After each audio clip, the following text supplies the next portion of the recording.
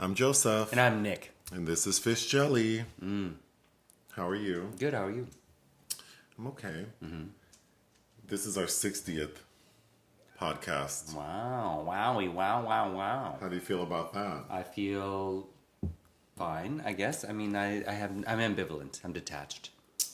I'm riding high because we just watched that Netflix LGBTQ standout comedy celebration thing hosted by Billy Eichner and Bob the Drag Queen. There's some funny moments. There were. But I don't want to be negative, so I just want to highlight at the 1 hour mark, Patty Harrison does a bit. And she sings a song about in the style of Stevie Nicks about how she left her baby out in the sun and its head looked like a sweet potato. Yes. That's one of the funniest things I've seen or heard in quite some time. Yeah, that was quite good. Yeah. And then, of course, seeing Eddie Izzard is always fun. Eddie Izzard's good, in top form, yes. Yes. But moving on. So it's still Pride. There's still Pride festivities happening because LA has two Prides. So this weekend was the Hollywood version, I guess. We didn't attend any. I think we just went downtown both weekends. Yeah, like last night we met friends downtown and we went to Madonna Summer Night at a bar called Tent, which was cute. It didn't make it to the dance floor at all. Sure didn't, but I still had fun. But I was going to rant about how some of these events are so expensive. Yeah. And I want to complain because I always felt like, isn't the purpose of these Pride events to foster community and outreach, right? Like offer education. Like I know for me, when I started going in the late 90s, that was how I knew where to get like STI testing done and like other resources. Queer businesses would have booths, like, especially in the Twin Cities, like highlighting what they offer and allowing us to more easily support. And now it's just a party. So like, we were looking at some events and it was like $70, $80 just to enter like some festival that's just literally going to be like a parking lot party. Right. And then Christina Aguilera performed last night and those tickets were like $300. And then, if you're going to buy the required drugs to make it through that mentally, it's very expensive. I don't know how I feel about that. It feels very like elitist. Like we're going to create these events where only a certain type of people can afford to go, when I think it should be about the young people. Like this should be for young people who maybe don't have money to be able to go and feel safe and see entertainment. Yeah, but as a community, we've kind of had a problem with that sense of elitism. That there's all of that hierarchy and posturing. I don't like it. New. I don't like it. We're supposed to be a community of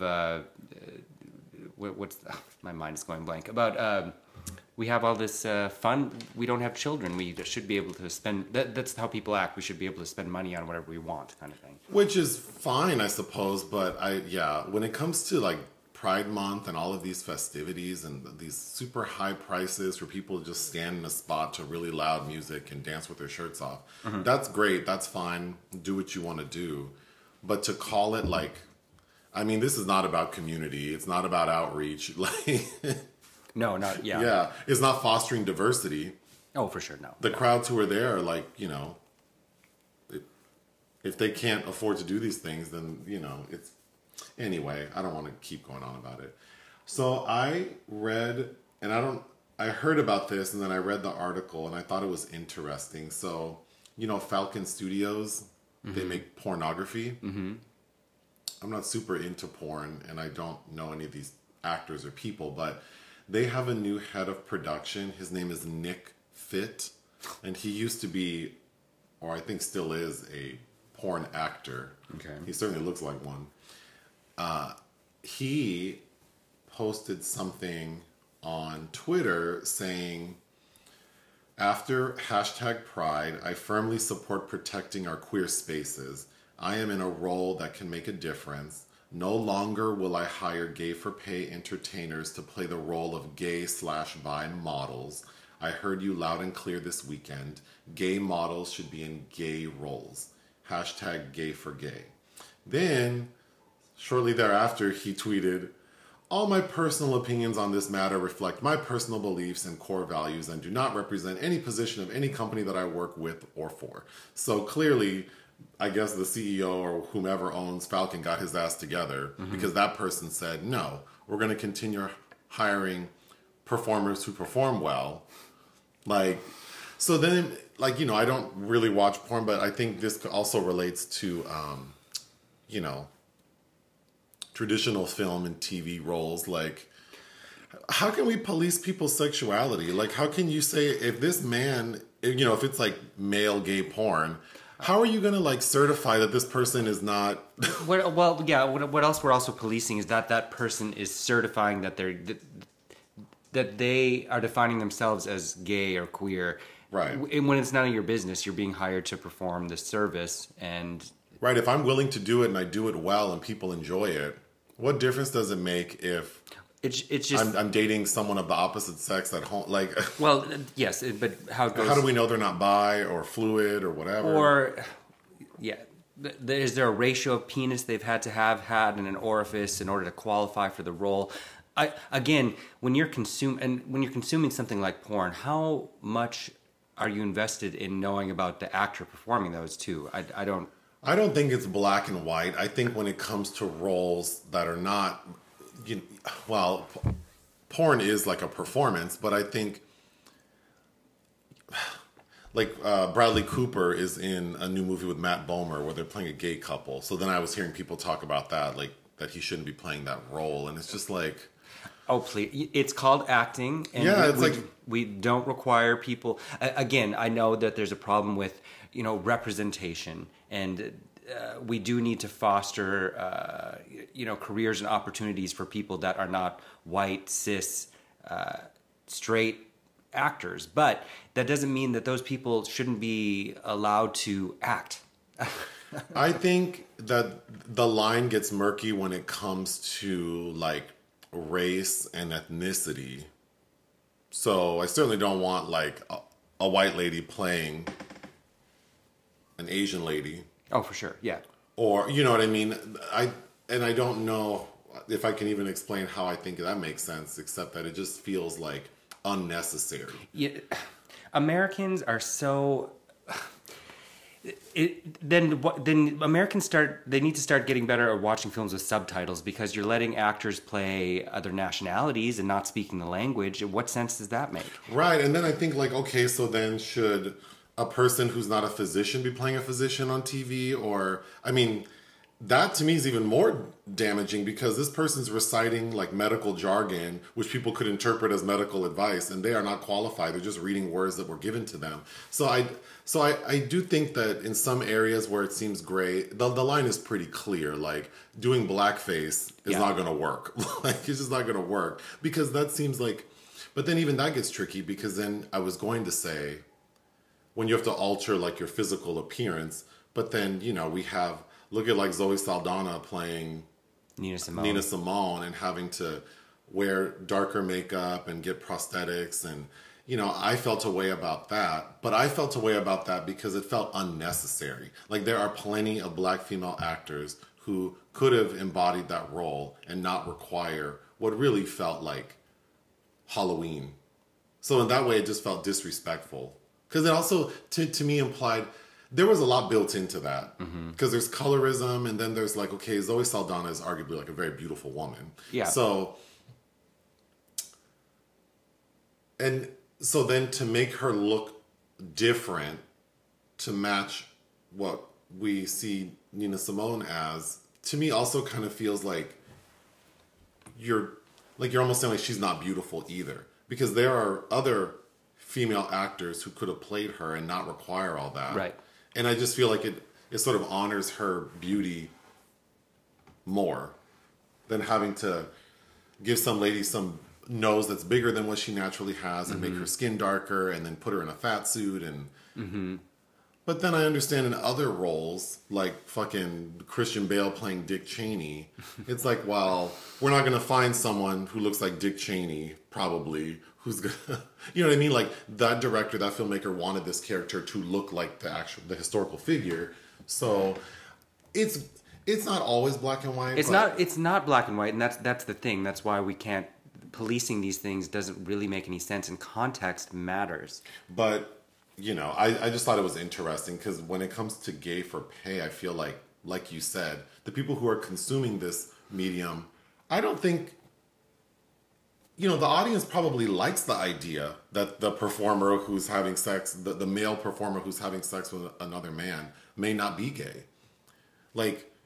And again, if that person's willing to do it and they're not, I guess it could be problematic if we find out one of these gay for pay porn performers are extremely homophobic and support that's a different issue. Legislature, but that is a different issue. So anyway, I just thought that was really interesting. And then I like how this person, it just seems like if you're the head of a company like this, why would you get on Twitter and make such a bold statement? And now you look stupid because clearly someone got you together and now you're tweeting my views don't represent the views of the company I work for. Anyway, moving on. So we watched the first episode of Vanjie, 24 Hours of Love. Trash. Oh my God. I really found it entertaining. But because it's so ridiculous. The best parts, there's only one episode that we've seen so far, but it's 24 hours. It's supposed to take place over the course of 24 hours. And episode 1 was the first 60 minutes where he had to, Vanjie, whose real name I think is Jose, had to eliminate one of the 18 guys who were in this rented mansion in Hollywood somewhere vying for his love. But the thing I found most amusing in the first episode is you have these 18 guys who are all very attractive for the most part coming into this fancy house, and they are acting because they are, the way it's edited, the audience is made to believe that these people don't know whose affection they're vying for. Mm-hmm. So they're all assuming they're going to be dating each other. Mm-hmm. They know they're on a dating show, and then you get into a room with a bunch of attractive gay guys, you assume you're going to interact with each other. And when fucking Vanjie comes downstairs out of drag, still looking like he's in drag, he was dressed like if Prince wore something Missy Elliott would have picked out for him. If Prince had the affect of Tyler Perry's Medea, is what he is giving me. If you mix Tyler Perry's Medea with Prince, you would have Jose, a.k.a. Miss Vanjie, walking down these stairs, being just as loud out of drag as he is in drag. And when I tell you the look on these guys' faces, they're trying to act excited, and I know, production and editing had to kind of splice some shit together to make it look like they were excited. Because if I didn't know that that's whose affection I was vying for, and I just spent an hour in a room with a bunch of good-looking guys who I thought I'd have the opportunity to get to know, and then you tell me is this loudmouth cockatoo, who I think Vanjie's fine. I don't... He's good for 2 minutes, but that voice is grating. Well, it's just, this is not the way to do anything. No, really. But for entertainment purposes, it's kind of funny. It's trash, like you said, but I was surprised that I was so engaged for the 36 minutes that we watched because it's just a train wreck. It's also, you get what you pay for. All of the people involved in this. And then there's no attempt to even make it seem authentic. Clearly these guys just want to be on TV. Mm-hmm. Half of them I recognize from the apps. Oh, we saw one of them last night. And then we saw Madonna Summer. So but even when they're talking in the episode, it's clear that they are not genuine. Some of them are not genuinely looking for love. They just want exposure. There's that older. He's he was in his 40s, black gentleman that has 3 little white babies at home. I thought he seemed authentic until we find out that he has recently become serious with someone. Yeah. So why would you even accept being on this show? They certainly aren't paying them. So it's what is happening? It's you have these little white angels at home looking at you. You are not representing the community, what are they going to think about their black daddy out here? But anyway. Okay, so RuPaul's Drag Race All-Stars. We watched episode 4? No, 5. Episode 5, we watched it at a friend's house with a group of people. The episode was called Draguation Speeches. So each of the queens had to give a commencement speech. Mm-hmm. I thought they all did a fine job. Yeah, actually, I think Monet was the weakest, but not bad. Mainly because something fell out of her hair. She was wearing a hair pick in her afro, and like right as she starts talking, the pick just falls right in front of her ass. And she didn't know how to... And she didn't know how to recover except to just kind of ignore it. And it's like, yeah. She should have made a joke of it. Yeah, like when Jinx's ear fell off. Well, yeah. Thing, like, but she still... she was still fine. And some of the speeches were actually quite touching. Mm-hmm. But the two top performers were Jinx Monsoon, not surprisingly. She did a thing where she came out like she was going to give a commencement speech at like Hogwarts. And then she's like, oh, wait, I wrote my speech for the wrong school. And then she starts reciting another speech that sounds like she's doing it for like, I don't know, some other franchise. And then she settles on like, oh, Drag You. I thought that was really smart. And then she recounts a story of how she was hit by a car in Amsterdam and weaves that into her speech. I thought that was super funny. And then Raja was the other winner. And Raja did something where she came out acting like a psychic. Like a psychic. And I thought she was just so funny. She was really good. Poised. And she looks so good. Not surprisingly. I mean, she's a beautiful human, and then her makeup skills are phenomenal. I mean, she should have already won a 2, I think, but whatever. I agree. So they lip synced to Lizzo's "Better in Color." Not a great song for lip syncing. No, and then they were both. Jinx was dressed like, I can't even describe what she was wearing, and then Raja looked cute. Like it looked like this buckskin. Like her figure looked great. Like bathing suit that had long sleeves, and then she's wearing fishnet stockings with combat boots. Yeah, like Barbarella as Ethel Merman. And her vibe did not match the song. And then Raja was moving a little more appropriately to the song, but then she had very little energy. So I was not impressed at all. But Jinx wins, so she gets the platinum plunger and blocks the Vivian. However, the gag for this episode was, you know, they each get a legendary legend star, but for this episode, each winner gets 2 of them, and they have to give the extra one to another contestant. But then we're told we're not going to find out until next week. So I haven't been enjoying this season more than I have in quite some time, like other seasons. Sure. It's just really fun to watch these. They're really all really professional, and their drag is top notch. And no one has been a train wreck in any of the challenges. No. So and then the politics of these stupid stars is actually quite fun, I think. All right, moving on. So you have several projects of interest. Something called Dead Leaves. Oh, yeah. Aki Kaurismäki, I think his first film since The Other Side of Hope. He has a new project. It'll be part of... I guess the 4th chapter in what was previously known as the Proletariat trilogy, but it's going to star Alma Poisty, who played Tove Jansson. I interviewed her for that film. Oh. A couple of, I guess, years, well, 2020. So that, you know, he's the most notable contemporary Finnish auteur, who I usually quite like. Next is something called Historia. The Georgian filmmaker, God, I'm going to butcher her last name. Dia de los Muertos. Dea Kulumbegashvili, whose film Beginning was on my top 10 of last year, which was really good. She is collecting funding for a new project called Historia, about a female obstetrician in a rural part of Georgia who performs illegal abortions. So that sounds interesting.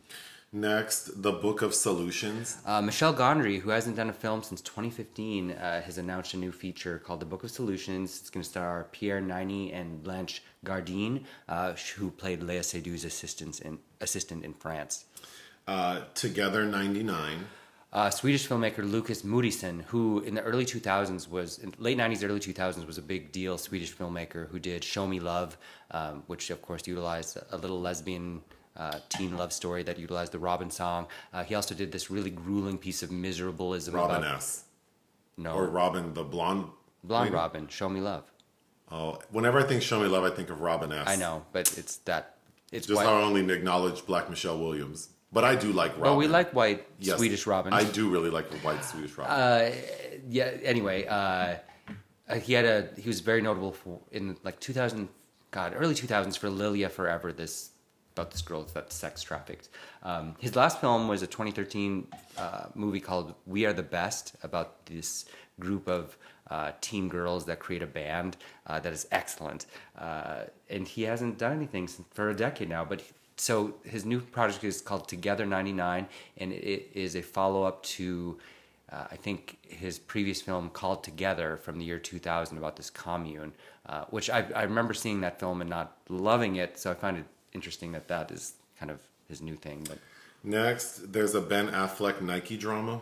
yeah, I think this came out yesterday. Jason Bateman and Viola Davis and a whole raft of other notables have signed on to this untitled project. It's all about the campaign to sign Michael Jordan for Nike. Oh, wow. Next, Without Blood. Angelina Jolie is making another film called Without Blood. It's based on a notable book. I was going to make a nasty joke, but moving on. Oh. Running Wild. John Hillcoat, Australian filmmaker who I've liked for quite a while, is adapting a J.G. Ballard novel. Love J.G. Ballard, of course, who wrote Crash, which Cronenberg made into a film that's very divisive. So I'm excited for that. And lastly, Blitz. Steve McQueen's new project, I think it's filming this fall. I don't remember. About Londoners during the Blitz. All right, so films released we didn't cover, something called Lost Illusions. I wish we had had time for this. I saw it in Venice, and I read the book it's based on by Honoré de Balzac about this basically journalist. It kind of has a lot to say about fake news today, but in this man who kind of has a rise and fall in Paris. And it also features Cécile de France, who I like a lot. And I think it won a raft of Caesars. Next, The Walk. Film about a cop that has to assist children in, like black kids being harassed in 1974 Boston. Also released this week. I'm forgetting the name of the director, though. All right, so you only have one movie you watched for fun. And not even really for fun. It was a screening from Cannes called Butterfly Vision, Ukrainian filmmaker about this woman that's kidnapped, that's fighting on the front line. You know, this is before the war started because they've had the whole conflict stemming from 2014 and the annexation of Crimea. So I've seen several documentaries, Reflection by Valentin Vestyanovich that was in Venice last year. Very much in those lines. This woman is kidnapped and they do prisoner exchanges with the Russians all the time, and she's brought back and she'd been raped and she's pregnant, and kind of how her life is, how women are further affected by the horrors of war. All right. Unfortunately, there is an entry in the obituary section. Mm-hmm. Someone named Julee Cruise. Yeah, she... I think her song called Falling? That was the basis for David Lynch's Twin Peaks theme. Okay. Well, she was 65. I'm sure she's missed. We don't have anything in the Sorry to This Man section, so that's good. All right. So the secret film, it was my turn to choose, but I had failed to be inspired, or I couldn't remember what I was supposed to watch. So you chose a film. You chose the 1976 British-American science fiction film, The Man Who Fell to Earth, mm-hmm. which is directed by Nicholas Roeg. Mm-hmm. A favorite of mine. What other films do I know from Nicholas Roeg? I know I made you watch Don't Look Now with Julie Christie and Donald Sutherland. I don't remember that. Okay. The Witches. Yes, he directed The Witches in 1990 with Angelica Houston. Wait. I was thinking of The Witches of Eastwick. What's The Witches? With Angelica Houston as the Grand High Witch. Oh, and the mice. Yes. Yes. Which was just that based on the Roald Dahl book, which is just remade right. with Anne Hathaway. What made you choose this movie?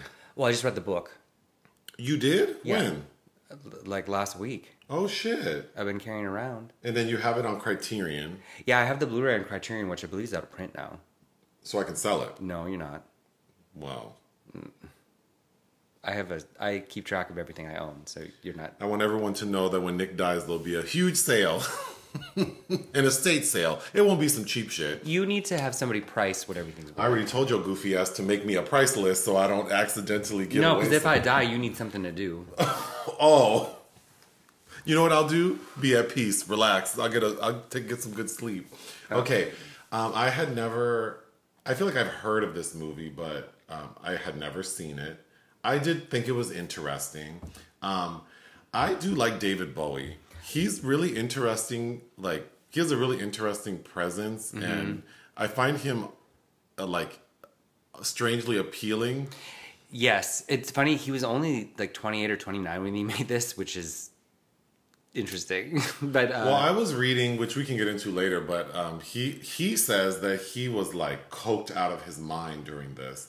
But his co-star, is it Candy Clark who plays Mary Lou? Yeah. She said in an interview years later that, he had made a commitment to Rogue that he would be clean as a whistle, and he was in tip-top shape. But David Bowie himself said that he was like coked out. Oh. And that he didn't know what he was doing. Well, because it's his first lead in a film. So he said that he just played the role like himself. Like, that characterization we see is just him. Like, he's just being himself. An alien. And then that he very much related to feeling alien. Yeah. So, okay. But we can get more into that. So the basic story is, you can talk about how it's a TV show and you can talk about the differences of the book, but the basic story in the movie is that David Bowie plays a character who is called Thomas Jerome Newton.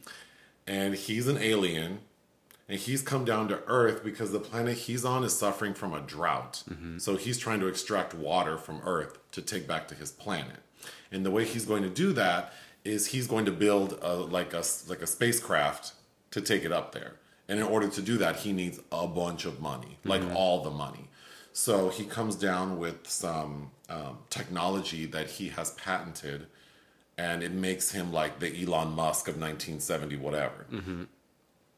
So he has all of this money, but he's elusive, which obviously draws unwanted attention to him. Well, because his body functioning in this environment doesn't work well either. He can't drive in cars that are fast. He like breaks his legs literally in an elevator. He's limited, yeah. So he kind of he settles in New Mexico. His business is in Arizona, but for some reason he wants to be close to where he landed, but his actual corporation's in Arizona, and he's holed up in this spot with this woman named Mary Lou, who in the book her name is Betty Jo, which I find.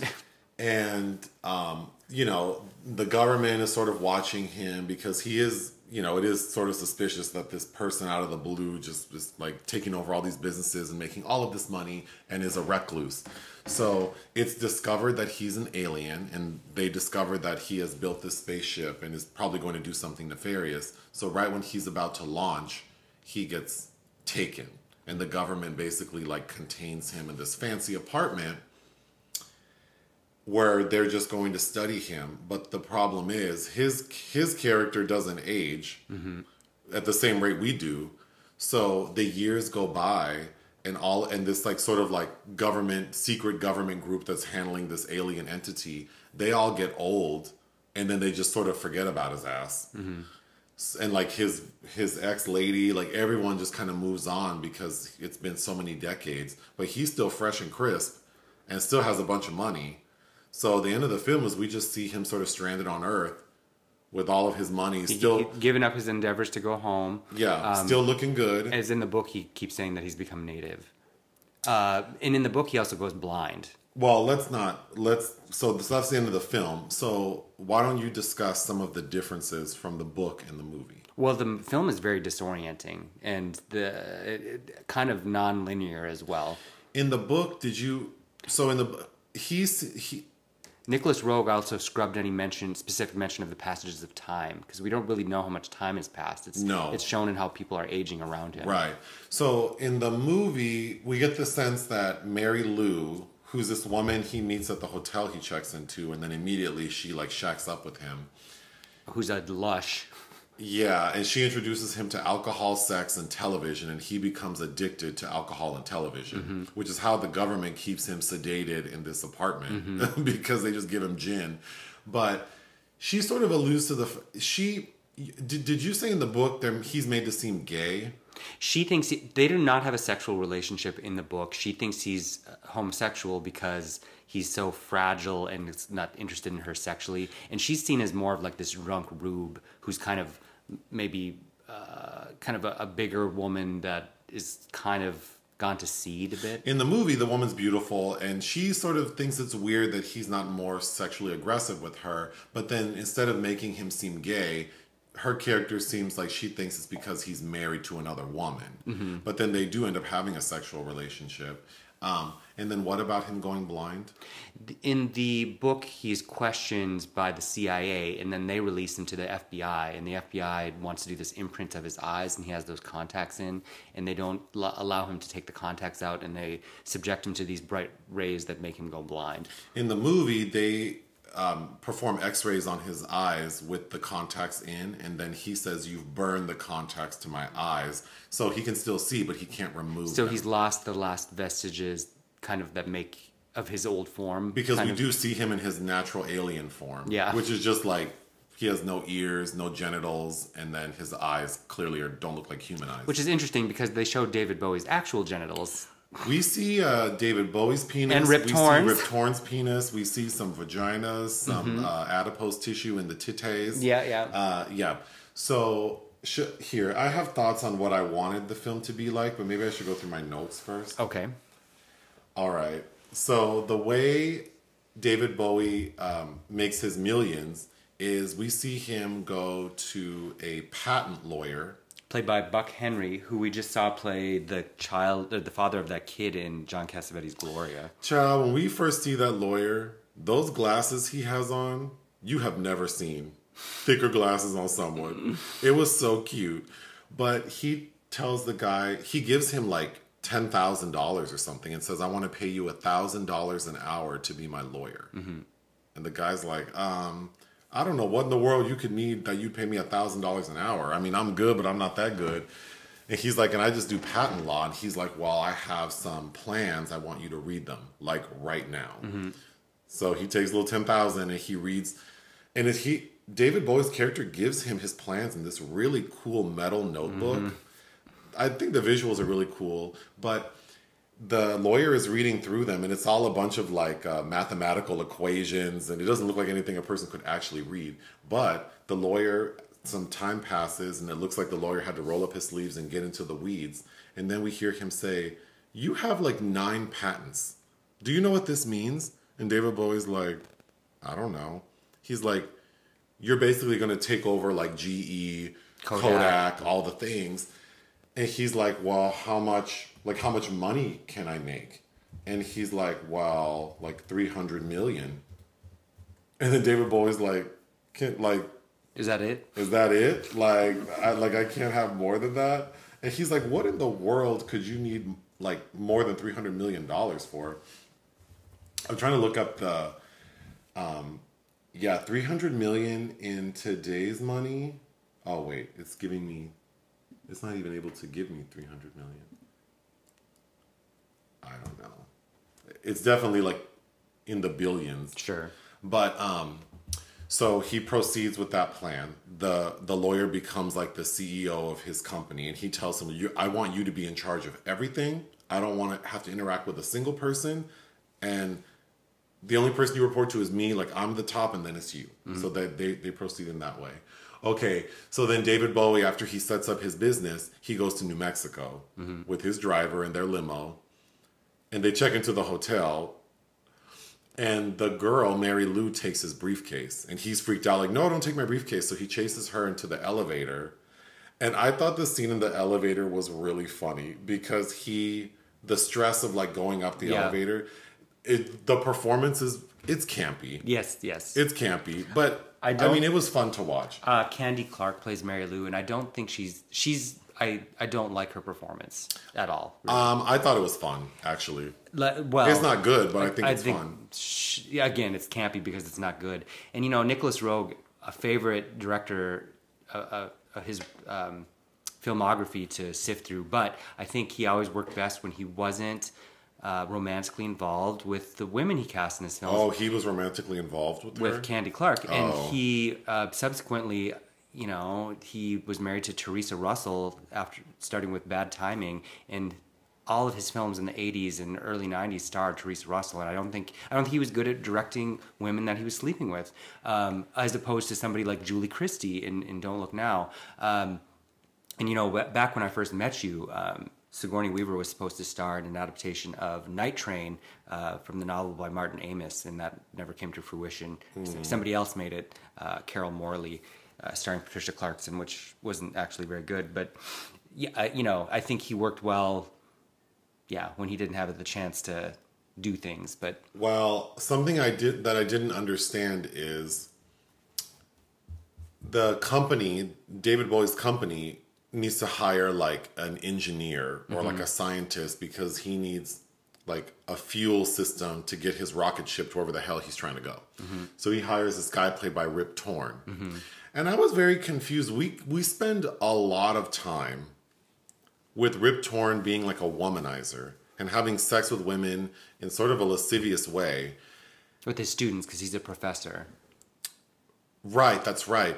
And then we even get like we have a montage of sex scenes with him with two different young ladies, and both of them are like, you know, we see his penis and they're touching his penis like they're about to put it in their mouth, and they're like, "Oh, you're not at all like my father," and yeah, like they're like running through his body, like all his little moles and wrinkles and the hairs on his nipples, like, "Oh, my dad's a little different there," and I found that a little, I mean, obviously it's disturbing, but I don't understand what that has to do with that character at all, because his character, once he realizes that David Bowie's character wants to fly out into outer space, he seems to have some morals and ethics. He's like, if I know that this is going to be used as a weapon, I'm not going to help you. And he seems like a very sort of integrous person. So I was a little confused, like what... See, I think that... What does that symbolize? That he's having sex with these students who are clearly being like molested by their fathers. Like, I think that Rogue... Is that happening in the book? No, not at all. The book's from the 60s. I don't think that... I think what Nick Rogue is trying to do is kind of like what Mary Lou is doing, is like drowning herself in vice. Like that's his vice that he is using to distract himself, to not really kind of examine his life and what he's interested in. And I think that his relationship to Bowie's Newton kind of wakes him up. I want to talk more about it, but let's keep going. When Bowie is introduced to TV, ultimately he ends up getting a setup where he has 7 TVs. Mm-hmm. Yeah, that's like him. He becomes enamored with and obsessed with television, and you know the same sense of being lost in something, so you aren't really able to pursue your dreams or your goals. Mary Lou is frustrated with him because he's not trying to interact with her in the way that a man would want to interact with a woman. So at a point, she's like, well, we need to go to church. And he's like, well, I'm not going to church. But he does. Mm-hmm. And the scene where they're in the church, I thought was funny because you have him, because we didn't describe how he looks. He is rail thin. Yeah. You said that the wardrobe department had to dress him in like boys' clothes. Yes. He's so tiny. Oh, and also of interest, the woman who designed his suits, Ola Hudson, is the mother of Slash from Guns N' Roses. Yes. So he's super slim. When we first meet him, he's dressed kind of like disheveled, but once he has money, he's wearing like designer, like high-end shit. He looks very chic, very fashion. And then he's very pale. And the pupils are of different sizes on his eyes. And his eyes are different colors. And he has very pale skin. He has a full face of makeup. He's wearing eyeliner, lip color. And then his hair is colored this like putrid copper color. It's very Tilda Swinton. Yes. And then, but the front, he has like, you know, like his hair is, you know, moderately long for a gentleman. And then, so it's like this awful copper color. And then the front of his hair, like where he parts it, there's like 2 like blonde streaks. So that's how he looks. But so you see him like that in church, and then you hear the priest or the reverend or whatever like say, okay, it's time to sing a hymn. And watching him like mouth the words, I thought that was funny. While she's like staring at him. But again, how religion is used, it's an escape. It's a way to, it's an opiate. I think is how Mary Lou uses it. Okay. I feel as well. So then Rip Torn's character, whose name I think is Dr. Bryce. Nathan Bryce, yeah. He is in cahoots, or he suspects that there's something off. It's like he knows he's an alien. So then he sets up these hidden cameras in Bowie's space that are meant to take x-rays. And then when we see the x-rays, it looks crazy because it basically looks like there's a human body sitting in a chair with no internal organs, and that's how he knows that Bowie's an alien. I thought Mary Lou was pretty. She reminded me of someone, and I still can't think of who. But her hair game was appropriate, I guess, for the 70s. But there's one point where she's wearing a wig. Yeah, what she throws off at him. That she actually takes off and throws, that I thought was super funny, because when I first saw it, I'm like, oh no. Yeah, it's bad. And then it was made so perfect because she takes the shit off and throws it. There are a lot of really campy moments. There's a point where Mary Lou is arguing with Bowie about something, and she like rips at him. The Criterion disc has some behind the scenes footage that we probably should have watched, because I'm sure there's a lot of interesting stuff. But there's a moment where she's like clawing at him, and you see her rip off his shirt, and then it looks like she actually scratched him. And then she takes some cookies out. Well, before she takes the cookies out, Bowie is looking down, and I feel like she wasn't supposed to scratch his ass, and she did. And you can see him look down towards her, and then he looks at his shoulder like, this bitch scratched me for real.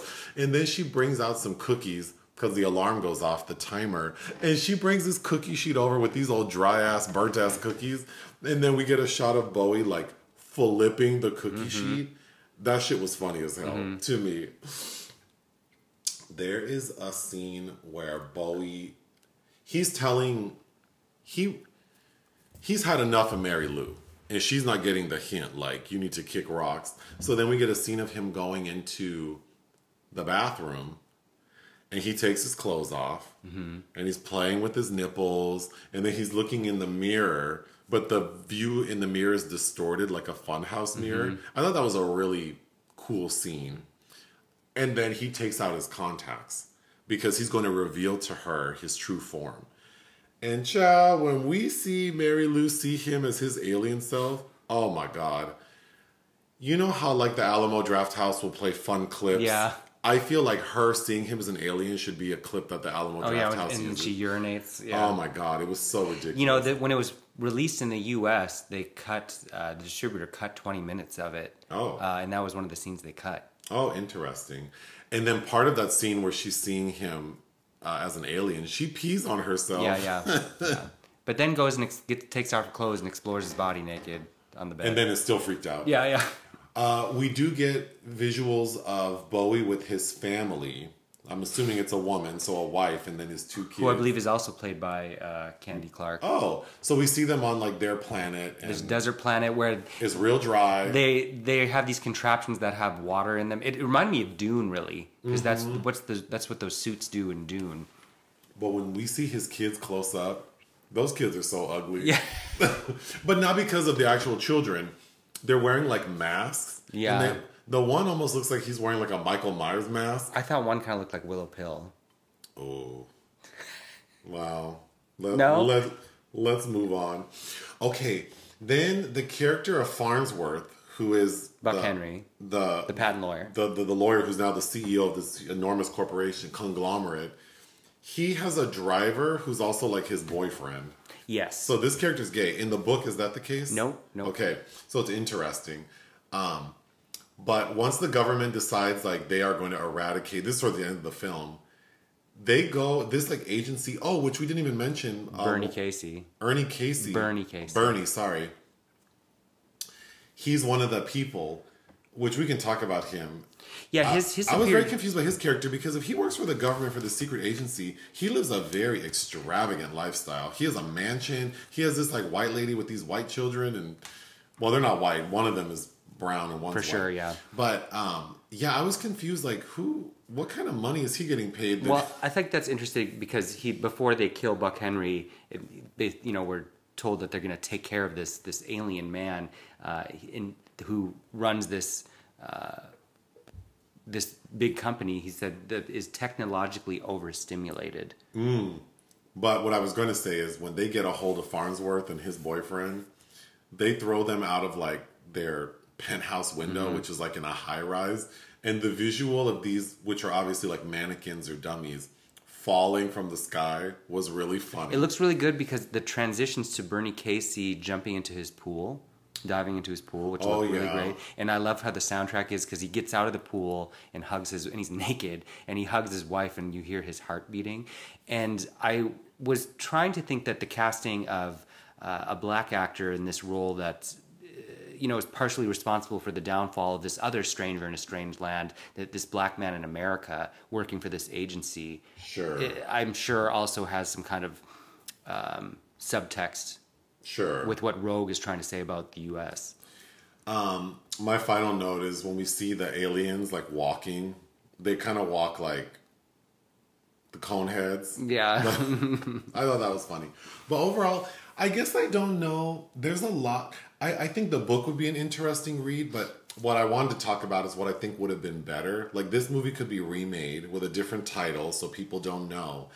And I think what would have been more interesting is if the David Bowie character, we don't know that he's like from an alien planet. We just see this guy who has these great ideas and he's like a whiz at business and all of a sudden is like super rich from his innovations. Like if Ayn Rand's Atlas Shrugged, they ended up being an alien, the guy that creates the steel in that.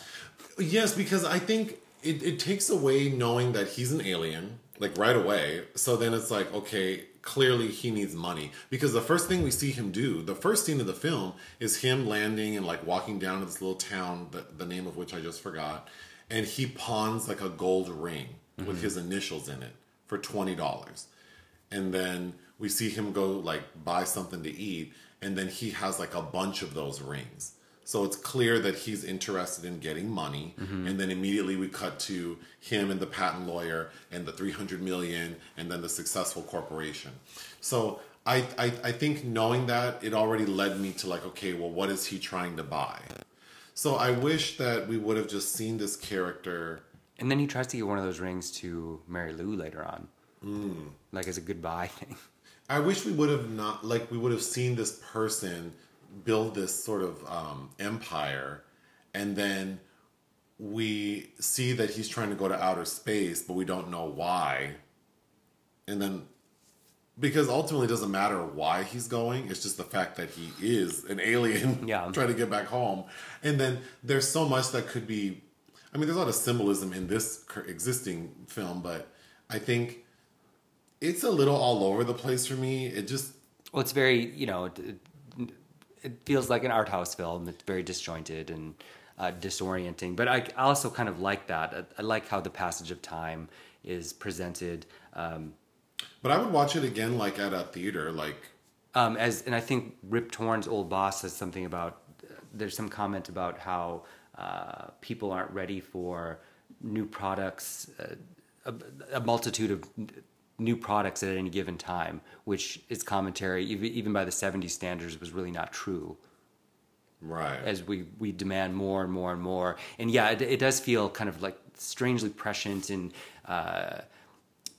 echoes of Steve Jobs and Elon Musk. And there is a new television series starring Chiwetel Ejiofor, which I believe is supposedly like a sequel series. But I haven't seen that yet. There are things that I didn't get that I haven't really had time to think through on this rewatch. Like, because Mary Lou ends up with Rip Torn's Nathan Bryce, which does also happen in the book. But there's... Oh, that's right. Yeah, David Bowie's character's like ex-lady ends up with the engineer, the doctor. Yeah. And still drinking just as much as she wants. But there is an interesting... parallel made with Hitchcock's The Paradine Case, where he's watching it, and then her dialogue is mimicking that of like Alida Valli and Gregory Peck in that Hitchcock film, which is about a lawyer falling in love with the woman he's defending. And I haven't seen that for a while, but she may or may not be guilty. And I don't know exactly how that fits in as a reference, but it's interesting. Anytime watching Alida Valli, but. And then, of course, the end of the film is Rip Torn discovers that the visitor cut this record called The Visitor that he picks up in a record store and listens to, and it's supposedly in his alien language. And he goes and asks like what it's all about, and he's like, well, it's a letter to my wife that if it ever gets played on FM radio, she might hear it. Yeah. Oh, I forgot about that. Yeah. I mean, yeah. If it were remade, I would love for it to have a more somber tone, like, because really what's happening, I think in this film, what's happening to David Bowie's character is overshadowed by his like his great success, and then him sort of being like a recluse that's kind of weird. But really, it's actually quite depressing. It is like depressing. This man left his family to try to save them, and then he's here enduring all this, and we don't know the passage of time, like what that looks like for his family back home. Like he's been here for years and years and years, and they're just out there all dry and thirsty. And it's like, and then he seems sad. He's very delicate. So I kind of wish that would have been the focus more. And this Mary Lou say something like, how long is it going to take to get back there? They're probably dead. Yeah, and then thinking about the record he cut and like how he just wants his wife to know what happened is actually really sad. It is, and you know, him just kind of falling into a drunken stupor and being okay with his kind of fake. Yeah, it reminded me of a line from Tennessee Williams' "The Fugitive Kind," where it's like, "America used to be great, but now it's just drunk." Well, no. But yes, so this was the first screenplay from Paul Meyersburg, who went on to write a lot of things, but worked again with Rogue, and notably wrote the screenplay for Merry Christmas, Mr. Lawrence, which was where David Bowie plays a prisoner of war in a Nagisa Oshima film that's also on Criterion, definitely worth watching. Yeah, I am a fan of this film. It's not my favorite Nicholas Roeg film, but it's certainly kind of a cult oddity. Again, I would recommend it because it is, you know, it looks great. You know, shot by Graham Clifford, or edited by Graham Clifford, who also edited Don't Look Now, and I think, was it Rocky Horror Picture Show? And same cinematographer as that film, Anthony B. Richmond. I mean, it's fantastic to look at. All right, so what do we have this week? There's a lot going on, I think. I don't remember off the top of my head, but there's a bunch of stuff to watch. All right. I did read Mrs. Harris Goes to Paris. Oh, we're watching that this week. By Paul Gallico. I think that's actually next week. Oh, are we going to the Soho House? No, we'll have to talk about that. Oh. Tomorrow is Marcel the Shell with Shoes On. That's a cartoon. With Jenny Slate. But that looked funny when I read about it. Yeah, I think that'll be entertaining. And Isabella Rossellini. There's several other things going on, but I can't remember. As I said, we already saw Lightyear. But yeah, it's a busy week. But anyway, Mrs. Harris Goes to Paris, I got emotional reading it, so I can only imagine. And I hope to watch the original television version with Angela Lansbury, which I believe is on YouTube. Oh, all right. Well, do you have anything else for us? I started reading the Uncollected Essays of Elizabeth Hardwick, which was put out by the New York Review of Books, which of course signifies that there is a collected essays of Elizabeth Hardwick, this essayist who is very smart, and I'm enjoying that immensely. I'm about to come up on a segment she wrote on Faye Dunaway, which I'm looking forward to. But yeah, other than that, do you have anything else? Nope. Okay, I was going to leave you with a quote for Pride from James Baldwin. Go ahead. There are too many things we do not wish to know about ourselves. People are not, for example, terribly anxious to be equal. Equal, after all, to what and to whom? But they love the idea of being superior. Boom.